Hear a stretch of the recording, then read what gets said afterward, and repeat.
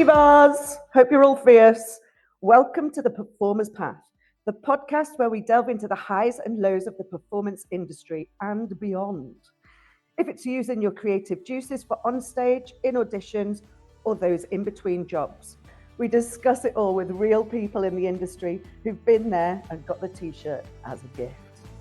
By discussing audition rejections and success, we're taking away the fear of the unknown, whilst also giving vital tips for success.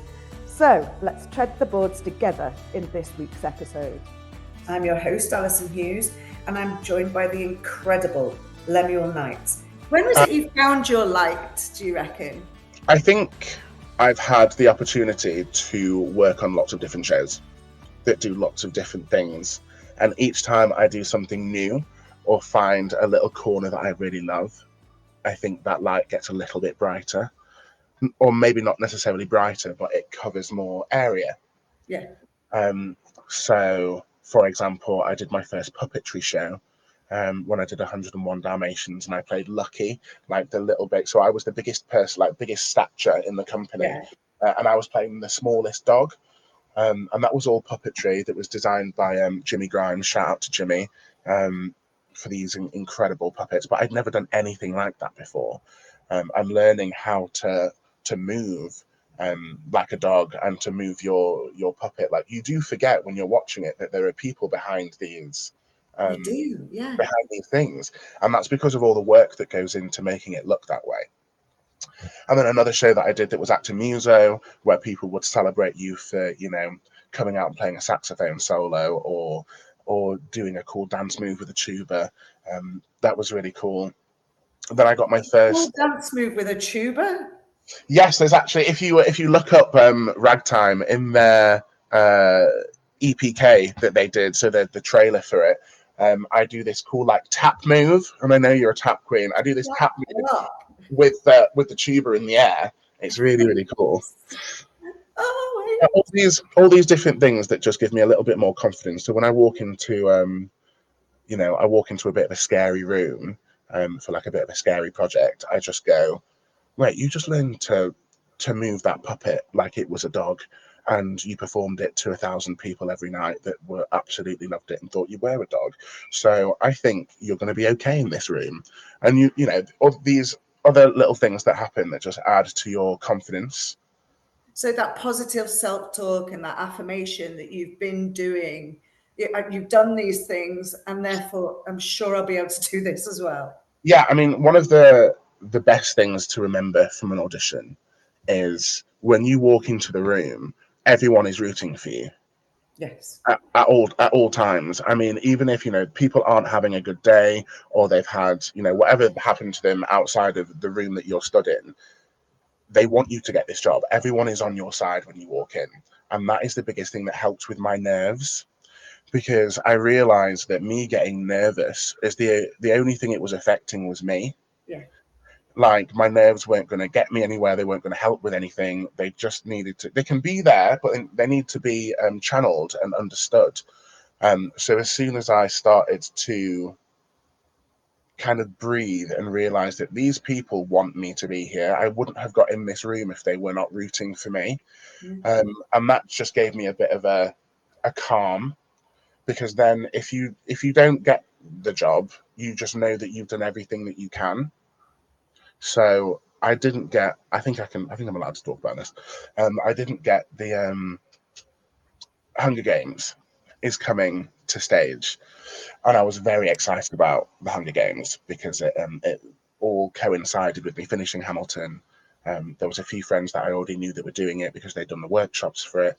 I knew a few people from the team. I went in to read for it. The casting director was so lovely. The director himself was lovely as well. And I really thought it was a done deal. Yeah. And then I didn't get the part because they decided to go older. They wanted to have the more adult parts really older to really ground the story. And, you know, it was very, very disappointing. But there's nothing you can do about being the age that you are. Yeah. You go into that room and you show them what the show would look like if you were playing the part. That's great advice. And if that's not what the producers were looking for, or the director, or it doesn't mean that what you did wasn't good, or that you're not, worth what the work that you put into it. It just means that their vision for it was slightly different, but they're still really rooting for you in that room. I mean, they have a job to do. They're sitting there on that panel, and their job is to cast the show. Mm-hmm. So, of course, they're wanting you to do well because it helps them do their job. It makes it their job easier. What's also really interesting is now I'm, getting a bit more experience in the industry. I'm being asked to be on panels to do certain things now. And let me tell you, it doesn't feel any different when you're on the other side of the table. When someone walks in the room, I'm just as nervous as if I was walking in the room. Like, I want them to be fantastic. I want to see, I want to see them have a good time. I want to see people, trusting the process and trusting in their talent. Yeah. Because wherever you got to, you wouldn't have got there if you or someone didn't believe that you should be there. Who was the first person that believed in you, do you think? Mum and dad. Yeah. Mum and dad, definitely. They'd got me in music lessons and singing lessons before I really knew that was what I liked doing. Because I would sing around the house, and I think I don't know if it was mum or dad, who went, he's a performer. Because I used to dress up, I used to like getting in sparkly things and putting on mum's shoes and stuff. So they knew from a young age that I was performative, and just let me follow my own path and do exactly what I wanted to do. So it's all down to mum and dad, I think. And I wouldn't have been at Hammond either. Got time for a quick story? I've got a nice little story. I've got loads of time. You go ahead. You remember Reese Shone? Yes. Yeah. So I've actually not told Reese that I'm doing this today, but the reason that I went to Hammond was because of Reese's mum. So in Sheffield, we didn't know anything about schools, about performance schools, or about how any of them worked. So mum had done some Googling and she'd found Tring Park, which, for people who don't know, is it's a similar school to Hammond down south. And I went to audition there. And when they were lining out all the kids up, this scary lady with a clipboard walked down and asked what people were auditioning for. And everyone in front of me said MT. I didn't know what MT stood for. I had no idea. So I thought, let's not confuse the things now. So I said MT as well. And as they were getting down the line, a couple of people at the end of the line said drama. And I thought, oh, I should have said drama, shouldn't I? But all right, it's all right. It'll be fine. It's too late now. So I get ushered into a dance call. And it's not just a dance call. It's a Tring dance call. It's a jazz class. It's like advanced jazz and starts with, a 5, 6, 7, 8. And we are in there. And I've never danced before. Never been to a dance class before. I was absolutely petrified and confused as to why I was there when no one told me I was going to have to dance. Long story short, didn't get into Tring. But when I got my rejection letter, my mum said, now I did hear a couple of the mums talking. And one of the mums said, I've got one at Hammond and 2 at Tring. And I'd like them to all be in the same place. So that's why he's auditioning for Tring. And my mum thought, I've not heard of Hammond, so let me do a little Googling. So she Googled Hammond. Back when we had the really good websites, remember back then, before we got the new website. Yeah. So I was looking at the old website thinking, I'm not sure. But mum really convinced me to go and really gave me the umph. And that was when we drove down the path and I saw the dance classes and I saw the stretching and I saw the props and I thought, okay, maybe this is the right place to be. Got my offer for Hammond, went to GSA, got my jobs, bought my house in London. And who lives in my room downstairs after I bought my house? Reese. No way. Yes. So if it wasn't for my boy downstairs overhearing his mum, I never would have gone to Hammond or known That's what. unreal. And then, full circle. We are talking meant to be. Yeah, I think so. What I'm really interested in, what the thing was that you were scared of the most. What gave you that fear, and how did you overcome that fear? I think it's a fear that most, if not all, performers will have at some point of, am I good enough to do this? because it's scary out here, and there's a lot of people. There's a lot of competition, and there's not, a crazy amount of jobs going for it. And after I did my first, because I was in for Lion King, I was in for Thriller, I was in for Kinky Boots. There were a few things in, so this was just after I graduated, and I was getting to the finals for everything and then not landing the job. Yeah. And I don't think we knew what my kind of niche was quite yet, where I was going to fit in the industry. But after 2 months of auditioning, and my agency at the time were fantastic, they were getting me lots of auditions, but nothing, pardon me, was landing. So there is that little thought going, is this the right thing to be doing? Because being creative does not mean that there's only one job out there on the stage for you. There are a million things you can do if you're a creative person and you want to channel your creativity into something, whether it be teaching or coordinating or running a business, or there's so many different things that you can do. So I started to think, okay, so what are going to be my other strings to my fiddle? Because I want to live in London, because I feel like that's where things are at for me. It doesn't necessarily mean that the whole industry's here. I've got very successful friends who live in Glasgow, who live in Manchester. So it doesn't have to be in London. But because of my luck and because of my casting, I thought all the big things are going to be in London, so I'm going to have to be there. And to support yourself in London, if you're from a family that doesn't have a lot of money and they've done everything they can to support you, but you are now 21 years old, you have graduated, and you are now in the big city on your own, and you can't be relying on other people to show you the path. And it was going to Hammond and going to GSA obviously set me up quite well with my independence, which is something I'll always be so grateful for. But it is scary being out there going, I don't know where my next money's coming from.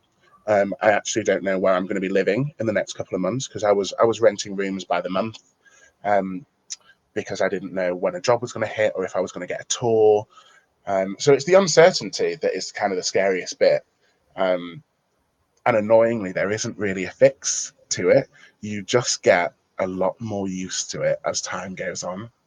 Like, it is really a part of the job. Yeah, it's like there's more space for it, isn't there? And it just settles in. Yeah, so the first time I auditioned for Hamilton, my first audition was on the 1st of February, and I found out on the 10th of August that year that I hadn't got the job. And in between that time, I did 13 rounds and 11 self-takes. Wow, yeah. Because I was actually on world tour with School of Rock at the time and wasn't able to get in the room. But because, again, the people on the panel, they want you to get the job. They really want you to get the job. So I would send off my tape and they'd say, we don't like the acoustics in that studio, you don't sound your best. Or the shoes that you were wearing were distracting, so put on some different shoes. Or the levels were too loud on this one, or you were stood in the wrong spot for this bit. They want it to be perfect to be able to send it off to the Americans or to the executive producers. So that was a really long process. And then every day while you're waiting, you think, I'm going to get the call today. So I actually had my final for an exciting project on Friday, and was told, tell me more. I would find out on Monday. And Right. then I woke up yesterday, didn't sleep very well because I'm waiting to find out news about this thing. And I just got a message from my agent saying, the footage is with the people who matter, and you'll have more information when I've got it. It's like, right, okay, so you just have to put it out of your head again. It just has to be gone, because it could be another week, it could be another month. You just have no idea, and things are completely out of your control. But that is what you get to learn. When things are out of your control, there isn't anything you can do. So for the first year you've been graduated and you decide to stress about it and to worry and to put your energy into anxiety, that's absolutely fine. That is just your path and your way of learning that is not what you need to be doing. Because that's what I did.